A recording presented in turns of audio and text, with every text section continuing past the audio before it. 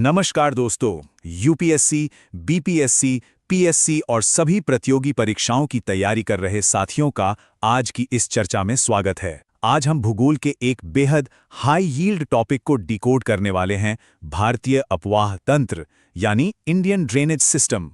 यह एक ऐसा टॉपिक है जहां से प्रीलिम्स और मेंस दोनों में हर साल सीधे सवाल बनते ही बनते हैं। तो चलिए बिना वक्त गवाए सीधे विषय पर आते हैं। शुरुआत ही एक बहुत दिलचस्प और बेसिक भौगोलिक सवाल से करते हैं। क्या कारण है कि कोसी नदी बार बार अपना रास्ता बदलकर भयंकर तबाही लाती है, जबकि नर्मदा नदी सदियों से अपने एक ही फिक्स्ड रास्ते पर बहती आ रही है? ये सिर्फ एक फैक्ट नहीं है, बल्कि इसमें हिमालयी और प्रायद्वीपीय नदियों के बिहेवियर का वो गहरा अंतर छिपा है जिसे समझना एग्जाम्स के लिए बहुत जरूरी है। इस विश्लेषण के आगे बढ़ते बढ़ते इसका जवाब बिल्कुल साफ हो जाएगा। आज के इस सेशन को हमने 5 स्पष्ट हिस्सों में बांटा है: कोर कॉन्सेप्ट्स, वर्गीकरण, हिमालयी नदियां, प्रायद्वीपीय नदियां और आखिर में इनके उपयोग और चुनौतियां। ये फ्रेमवर्क नोट्स बनाने के लिए एकदम परफेक्ट रहेगा। तो सबसे पहले आते हैं भाग 1 पर, अपवाह तंत्र के कोर कॉन्सेप्ट्स। प्रीलिम्स में अक्सर यहां की टर्मिनोलॉजी से सीधे सवाल आ जाते हैं।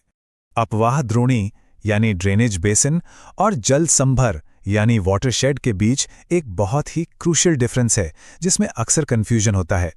इसे ऐसे समझा जा सकता है, बड़ी नदियों के कैचमेंट एरिया को हम अपवाह द्रोणी कहते हैं, पर वहीं छोटी नदियों और नालों का जो कैचमेंट एरिया होता है उसे जल संभर कहा जाता है। सीधी सी बात है, द्रोणी का साइज बड़ा होता है और जल संभर छोटे होते हैं। इन्हें प्लानिंग यूनिट के रूप में भी खूब इस्तेमाल किया जाता है। ये 4 मेजर ड्रेनेज पैटर्न्स ऑब्जेक्टिव सवालों के लिए बिल्कुल हॉट टॉपिक हैं। पहला है वृक्षाकार या डेंड्राइटिक, जो एकदम पेड़ की शाखाओं जैसा दिखता है। नॉर्दर्न प्लेन्स की नदियां इसका बेस्ट एग्जाम्पल हैं। दूसरा है अरीय या रेडियल, जहां नदियां एक सेंट्रल पहाड़ से निकलकर सभी दिशाओं में बहती हैं, जैसे अमरकंटक। फिर आता है जालीनुमा या ट्रेलिस, जहां प्राइमरी और सेकेंडरी ट्रिब्यूटरीज एक दूसरे से राइट एंगल्स यानी समकोण पर मिलती हैं। और चौथा है अभिकेंद्रीय या सेंट्रीपिटल, जिसमें सभी तरफ से नदियां आकर किसी एक सेंट्रल झील या गर्त में अपना पानी गिराती हैं। आगे बढ़ते हैं भाग 2 की तरफ, भारतीय नदी तंत्रों का वर्गीकरण। देखते हैं भारत की नदियों के इस विशाल नेटवर्क को डिस्चार्ज और साइज के हिसाब से कैसे बांटा जाता है। यहां एक बहुत ही कमाल का इम्बैलेंस देखने को मिलता है। भारत के कुल ड्रेनेज एरिया का लगभग 77% हिस्सा अपना पानी सीधे बंगाल की खाड़ी में गिराता है। इसमें गंगा, ब्रह्मपुत्र, महानदी और कृष्णा जैसी बड़ी नदियां शामिल हैं, और बचा हुआ सिर्फ 23% हिस्सा ही अरब सागर में जाता है, जिसमें सिंधु, नर्मदा और तापी आती हैं। लेकिन सवाल ये है कि ऐसा होता क्यों है? इसका जवाब है भारत का महान जल विभाजक यानी द ग्रेट वाटर डिवाइड। ये लाइन दिल्ली, कटक, अरावली और सह्याद्री पर्वतों से होकर गुजरती है। यही वो फिजिकल बाउंड्री है जो पानी के बहाव को ईस्ट और वेस्ट में बांट देती है, और इसी की वजह से वो 77 और 23% का स्प्लिट बनता है। कैचमेंट एरिया के साइज के बेसिस पर भी नदियों को बांटा जाता है। मेजर रिवर बेसिन वो हैं जिनका एरिया 20,000 स्क्वायर किलोमीटर से ज्यादा है, और ऐसी 14 द्रोणियां हैं भारत में। फिर आती हैं मीडियम रिवर बेसिन, जो 2,000 से 20,000 स्क्वायर किलोमीटर के बीच होती हैं। ऐसी 44 द्रोणियां हैं। और आखिर में माइनर बेसिन, जो 2,000 स्क्वायर किलोमीटर से छोटी होती हैं, जिनमें ज्यादातर कोस्ट की तरफ बहने वाली छोटी नदियां आती हैं। क्लासिफिकेशन के बाद अब हमारे पहले मेजर जियोग्राफिकल डिवीजन पर आते हैं, हिमालयी अपवाह तंत्र। ये तंत्र उन विशाल नदियों का घर है जो बर्फ और बारिश दोनों पर डिपेंड होने के कारण 12 मासी यानी पेरेनियल होती हैं। इन हिमालयी नदियों का जियोग्राफिकल इवोल्यूशन किसी ड्रामेटिक स्टोरी से कम नहीं है। मायोसीन काल में एक ही बहुत विशाल नदी हुआ करती थी, इंडो ब्रह्मा, जो असम से लेकर पंजाब तक बहती थी। फिर प्लिस्टोसीन काल में एक बड़ा बदलाव आया, दिल्ली रिज का उत्थान हुआ, जिसने इस महान नदी को सिंधु और गंगा तंत्र में बांट दिया। उसी दौरान राजमहल और मेघालय पठार के बीच मालदा गैप बन गया, जमीन धंस गई और गंगा ब्रह्मपुत्र ने अपना रास्ता बंगाल की खाड़ी की तरफ मोड़ लिया। इस तरह एक प्राचीन नदी से आज के 3 नए रिवर सिस्टम पैदा हुए। अब उत्तर भारत की इन 3 विशाल नदियों के ओरिजिन पॉइंट्स को याद रखना एग्जाम के लिए बहुत जरूरी है। सिंधु नदी तिब्बत में बोखरचू ग्लेशियर के पास से निकलती है। गंगा की बात करें तो ये देवप्रयाग में भगीरथी और अलकनंदा के मिलने से बनती है, जहां भगीरथी गंगोत्री से आती है और ब्रह्मपुत्र निकलती है चेमायुंगडुंग ग्लेशियर से और नामचा बरवा के पास एक शार्प यूटर्न लेकर भारत में एंटर करती है। ये मैच द फॉलोइंग वाले सवालों के लिए बेहतरीन मटेरियल है।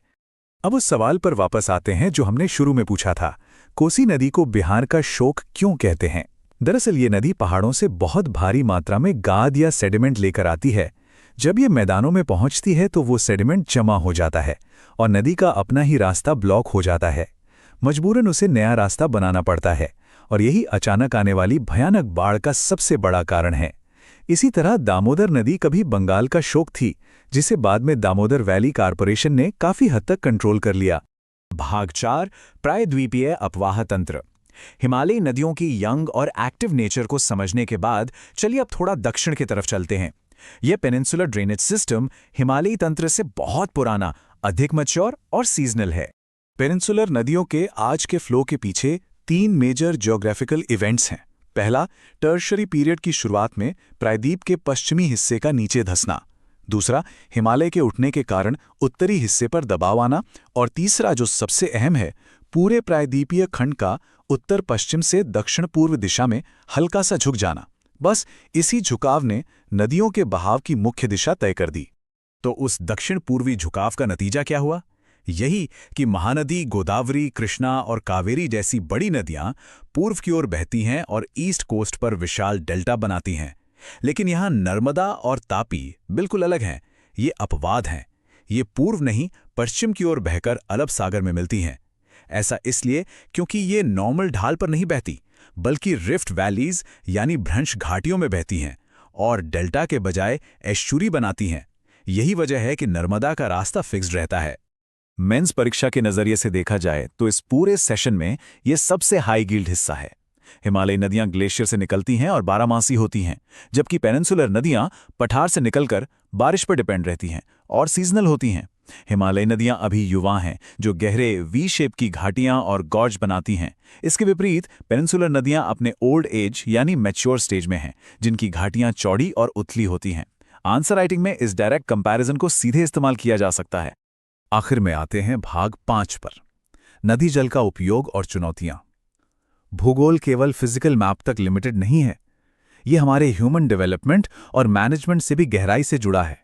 जब रिवर वाटर मैनेजमेंट की बात आती है तो नमामि गंगे जैसी सरकारी योजनाएं एग्जाम के लिए बहुत जरूरी हो जाती हैं। इसके मेन पिलर्स में शामिल है sewage treatment, river front development, surface की सफाई, बायोडाइवर्सिटी का संरक्षण, पेड़ लगाना और औद्योगिक अपशिष्ट यानी इंडस्ट्रियल वेस्ट की मॉनिटरिंग करना। ऐसी स्कीम्स की इन-डेप्थ नॉलेज होना कॉम्प्रिहेंसिव तैयारी का एक बहुत बड़ा हिस्सा है। इस विश्लेषण को एक बहुत ही सोचने वाले सवाल के साथ खत्म करते हैं। भारत में नदियों को आपस में जोड़ने के यानी इंटरलिंकिंग के सोशियो इकोनॉमिक बेनिफिट्स क्या हो सकते हैं? जरा गौर किया जाए, एक तरफ ऐसे इलाके हैं जहां हर साल बाढ़ आती है और दूसरी तरफ ऐसे सूखाग्रस्त क्षेत्र हैं जहां पानी की कमी रहती है। तो क्या रिवर इंटरलिंकिंग इसका एक परमानेंट सॉल्यूशन बन सकती है? इस मुद्दे पर जरूर विचार किया जाना चाहिए, क्योंकि मेंस एग्जाम के निबंध या आंसर के लिए ये एक शानदार टॉपिक है। आज के इस खास विश्लेषण में हम भारत की नदियों की एक ऐसी कहानी पर चर्चा करने वाले हैं जो किसी महाकाव्य से कम नहीं है। ये महज पानी की धाराएं नहीं हैं, बल्कि हमारे देश का भूगोल, इतिहास और जीवन गढ़ने वाले विशाल तंत्र हैं। चलिए इस रोमांचक सफर पर चलते हैं, हिमालय की बर्फीली ऊंचाइयों से लेकर भारत के विस्तृत मैदानों तक। शुरुआत करते हैं इस नज़ारे से। जरा सोचिए, हिमालय के ऊंचे और कठोर पहाड़ों को चीरती हुई, भारी भरकम पत्थरों को काटती हुई पानी की ये असीम ताकत कितनी हैरान करने वाली है। नदियां सिर्फ पानी का बहाव नहीं होती, ये एक मूर्तिकार की तरह पूरे परिदृश्य को नया आकार देती हैं। और बिल्कुल इसी शक्तिशाली और उग्र शुरुआत से जन्म होता है हमारे देश के उन विशाल नदी तंत्रों का जिन्हें हम आज जानते हैं। आज के इस चर्चा का रोड मैप बिल्कुल साफ है। सबसे पहले हम अपवाह तंत्र यानी ड्रेनेज सिस्टम के कुछ बेसिक्स को समझेंगे। इसके बाद भारत के महान जल विभाजक हिमालयी नदियों के विकास का इतिहास और अंत में हमारे 3 दिग्गजों सिंधु, गंगा और ब्रह्मपुत्र नदी तंत्र की गहराई में उतरेंगे। तो चलिए बिना किसी देरी के आगे बढ़ते हैं। सबसे पहले बात करते हैं अपवाह तंत्र की बुनियादी बातों और इससे जुड़ी कुछ जरूरी शब्दावली के बारे में। जल विज्ञान या हाइड्रोलॉजी को समझने के लिए 3 शब्दों को जानना बहुत जरूरी है। पहला है कैचमेंट या जलग्रहण क्षेत्र। यह वह इलाका है जहां से कोई भी नदी बारिश या बर्फ का पानी इकट्ठा करती है। दूसरा है ड्रेनेज बेसिन या अपवाह द्रोणी। यह मुख्य नदी और उसकी सभी सहायक नदियों का एक पूरा बड़ा नेटवर्क होता है। और तीसरा शब्द है वाटरशेड या जलसंभर। यह असल में वह सीमा या बाउंड्री है जो दो अलग अलग बेसिन्स को एक दूसरे से बांटती है। आसान शब्दों में कहें तो बड़ी नदियों के विस्तृत क्षेत्र को हम बेसिन कहते हैं, जबकि छोटी नदियों के इलाके वाटरशेड कहलाते हैं। अब नदियां हमेशा जमीन की ढलान के हिसाब से बहती हैं और इसी वजह से ये धरती पर अलग अलग दिलचस्प पैटर्न बनाती हैं, जैसे डेंड्राइटिक या वृक्षाकार पैटर्न, जो बिल्कुल किसी पेड़ की शाखाओं जैसा दिखता है। उत्तरी भारत के मैदानों की नदियां इसका सबसे बेहतरीन उदाहरण है। फिर आता है रेडियल या अरीय पैटर्न, जहां नदियां किसी एक ऊंची चोटी से निकलकर हर दिशा में बाहर की तरफ बहती हैं। अमरकंटक से निकलने वाली नदियों को देखकर इसे आसानी से समझा जा सकता है। इसके अलावा ट्रेलिस यानी जालीनुमा पैटर्न होता है, जहां सहायक नदियां मुख्य नदी से लगभग समकोण यानी राइट एंगल पर मिलती हैं। और आखिर में सेंट्रीपीटल यानी अभिकेंद्रीय पैटर्न, जिसमें पानी चारों तरफ की ऊंचाइयों से बहकर बीच की किसी झील या गर्त में जमा हो जाता है। बुनियादी बातों के बाद अब रुख करते हैं भारत के महान जल विभाजक की ओर और देखते हैं कि आखिर नदियों का ये सारा पानी जाता कहाँ है। हमारे देश की नदियों का पानी कहाँ जाकर गिरता है, इसका आंकड़ा एक बहुत ही भारी असंतुलन दिखाता है। भारत का 77% जल निकासी क्षेत्र, जिसमें गंगा, ब्रह्मपुत्र और महानदी जैसी विशाल नदियां शामिल हैं, अपना पूरा पानी पूरब में बंगाल की खाड़ी में ले जाकर खाली करता है। वहीं सिर्फ 23% जल, जिसमें सिंधु, नर्मदा और तापी नदियां आती हैं, पश्चिम की ओर बहकर अरब सागर में मिलता है ना ये एक दिलचस्प आंकड़ा। अब ये असंतुलन क्यों है? इसका जवाब इस नक्शे में छिपा है। भारत के बिल्कुल मध्य से गुजरती हुई एक लकीर, जिसमें दिल्ली, कटक, अरावली पर्वतमाला और दक्षिण में सह्याद्री यानी पश्चिमी घाट शामिल हैं। यही हमारे देश का मुख्य जल विभाजक है। ये एक विशाल महाद्वीपीय दीवार की तरह काम करता है। ये दीवार ही तय करती है कि आसमान से गिरने वाली बारिश की बूंद पूरब की तरफ जाकर बंगाल की खाड़ी में मिलेगी या पश्चिम की तरफ बहकर अरब सागर में। चलिए अब समय में थोड़ा पीछे चलते हैं और हिमालयी नदियों के विकास के उस भूवैज्ञानिक नाटक को समझते हैं जिसने आज के भूगोल की नींव रखी। ये टाइमलाइन सच में किसी ब्लॉकबस्टर फिल्म की कहानी जैसी है। बात है मायोसीन कल्प की, यानी आज से करीब 2.4 करोड़ साल पहले के। उस वक्त सिर्फ एक ही विशालकाय नदी हुआ करती थी, इंडो ब्रह्मा या शिवालिक नदी, जो असम से लेकर पंजाब तक बहती थी। फिर आया प्लेस्टोसीन काल। धरती के अंदर टेक्टोनिक प्लेट्स खिसकी, दिल्ली कटक ऊपर की तरफ उठा और इस उथल पुथल ने उस अकेली विशाल नदी को बीच से चीरकर सिंधु और गंगा के दो अलग अलग तंत्रों में बांट दिया। इसके बाद मध्य प्लेस्टोसीन काल में राजमहल पहाड़ियों और मेघालय पठार के बीच का हिस्सा, जिसे मालदा गैप कहते हैं, वो नीचे धंस गया। इसी वजह से गंगा और ब्रह्मपुत्र का पानी मुड़कर सीधा बंगाल की खाड़ी की ओर बहने लगा। सबसे दिलचस्प बात तो ये है कि इन नई बनी नदियों और लगातार ऊंचे उठते हिमालय के बीच एक जबरदस्त जंग चल रही थी। इन तेज बहती हुई नदियों ने पहाड़ों को बेरहमी से काटना शुरू कर दिया। इसी कटान की वजह से गहरी वी आकार की घाटियां, तेज रैपिड्स और विशाल गॉर्ज या महाखड्ड बने। पहाड़ जितने ऊंचे उठते गए, इन नदियों ने उन्हें उतनी ही गहराई तक काट डाला।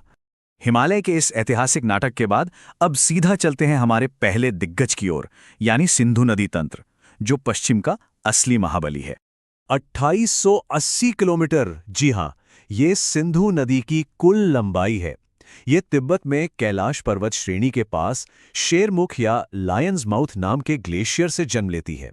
वहां से ये अपना सफर शुरू करती है, लद्दाख के बंजर और ऊंचे पहाड़ों को पार करती है और एक लंबा रास्ता तय करते हुए अरब सागर में जाके समा जाती है। ये दुनिया की सबसे बड़ी नदी द्रोणियों में से एक है। इसका आकार सच में विस्मयकारी है। सिंधु की सहायक नदियों के मिलने का तरीका किसी बेहतरीन सिम्फनी जैसा लगता है। सबसे पहले झेलम और चिनाब नदियां एक दूसरे से मिलती हैं, फिर आगे चलकर रावी भी इसी प्रवाह में अपना पानी छोड़ देती है। दूसरी तरफ सतलुज और व्यास का संगम होता है और अंत में पंजाब को उसका नाम देने वाली ये पांचों प्रमुख नदियां पाकिस्तान के मिथिनकोट के पास एक साथ मिलकर पंचनद का निर्माण करती हैं और अपना सारा का सारा पानी महाबली सिंधु नदी को सौंप देती हैं। सिंधु के बाद अब बारी है उस नदी तंत्र की जो भारत का सांस्कृतिक और जल वैज्ञानिक हृदय है, महान गंगा नदी तंत्र।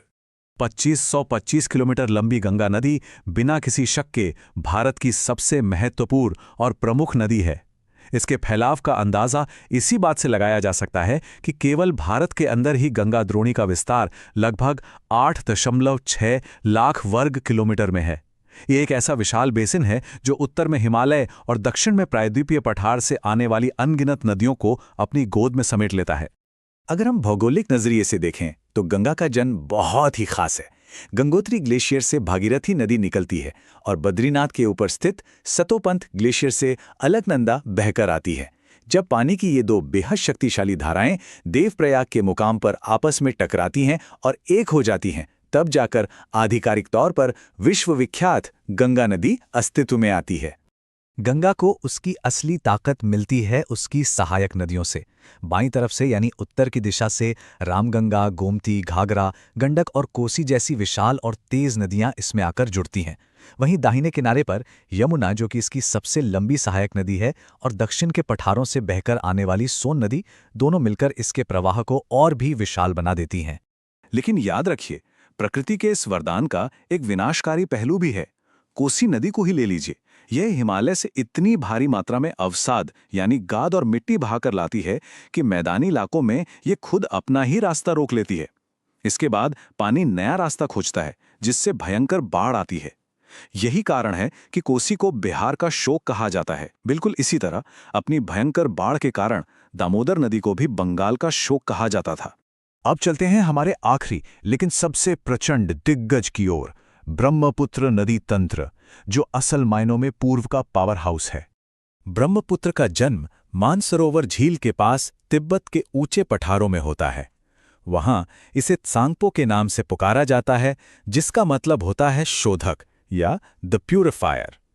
यह नदी पहले तो तिब्बत के सूखे मैदानों में पूरब की ओर शांति से बहती है, लेकिन फिर नामचा बरवा पर्वत के पास पहुंचकर एक हैरत अंगेज और बेहद गहरा गॉर्ज बनाते हुए भारतीय उपमहाद्वीप की ओर एक तीखा यू टर्न ले लेती है। आइए देखते हैं कि ये पानी का प्रवाह कैसे एक विशाल रूप लेता है। ये नदी अरुणाचल प्रदेश में एक उग्र और तेज धारा सियांग या दिहांग के रूप में प्रवेश करती है। जैसे ही इसमें दिबांग और लोहित नदियां आकर अपना पानी मिलाती हैं, ये आधिकारिक रूप से विशालकाय ब्रह्मपुत्र बन जाती है। असम घाटी में होने वाली भारी बारिश के कारण ये अपने साथ अपार जल और मिट्टी बहाकर लाती है। इसी वजह से इसकी धाराएं बार बार दिशा बदलती हैं, भयानक बाढ़ आती है और अंत में ये असीम जलराशि बांग्लादेश की तरफ बह जाती है। पूरी चर्चा का सार ये है कि नदियां कभी स्थिर नहीं होती, वे लगातार बदल रही हैं। सोचने वाली बात यह है कि अगर करोड़ों साल पहले धरती के नीचे प्लेट्स के खिसकने से एक अकेली विशालकाय नदी टूटकर 3 अलग-अलग तंत्रों में बंट सकती है, तो भविष्य में क्या होगा? तेजी से बदलती जलवायु, पिघलते ग्लेशियर और नदियों में बढ़ती हुई गाद भविष्य में इन प्राचीन और जीवनदायिनी नदियों के नक्शे को कैसे बदलेंगे? ये एक ऐसा सवाल है जिस पर हम सभी को विचार करना चाहिए। इसी गहरे और विचारोत्तेजक सवाल के साथ आज का यह विश्लेषण समाप्त होता है। इस शानदार भौगोलिक यात्रा का हिस्सा बनने के लिए बहुत बहुत धन्यवाद।